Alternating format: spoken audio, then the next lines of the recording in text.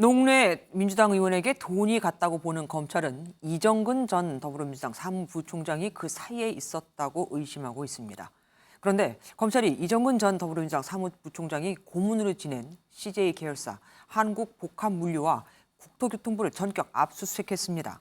한국복합물류가 이 전 부총장을 연봉 1억 8천에 고문으로 선임하는 과정에서 노영민 전 청와대 비서실장이 영향력을 행사한 정황도 포착을 했다고 합니다.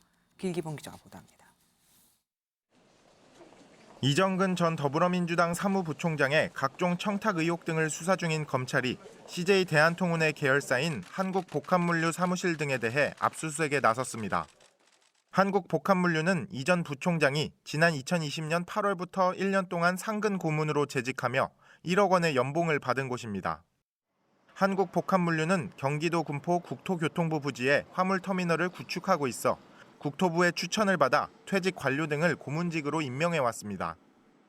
이 전 부총장처럼 정치인이 고문으로 임명된 건 처음인데 검찰은 전문성이 없는 이 전 부총장이 임명되는 과정에 윗선의 개입이 있었다고 의심하고 있습니다. 이에 검찰은 국토부 압수수색까지 나서 당시 추천 과정 등을 전반적으로 살펴보는 것으로 알려졌습니다. 실제 CJ 측은 현직 정치인이라는 이유로 난색을 보였던 것으로 알려졌습니다. 검찰은 노영민 전 청와대 비서실장이 개입한 것으로 의심하고 있는데 실제 이 전 부총장이 노 전 실장에게 채용을 부탁하는 문자 메시지도 확보한 것으로 알려졌습니다.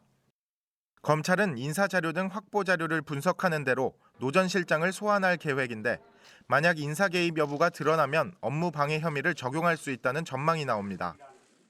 MBN 뉴스 길기범입니다. 안녕하세요. 김주하입니다. 공정하고 신속한 MBN 뉴스, 유튜브를 통해서도 만나보실 수 있습니다. 특히 더 많은 뉴스와 라이브를 보고 싶으시다면 오른쪽을 눌러서 구독하시면 됩니다. 어렵지 않죠?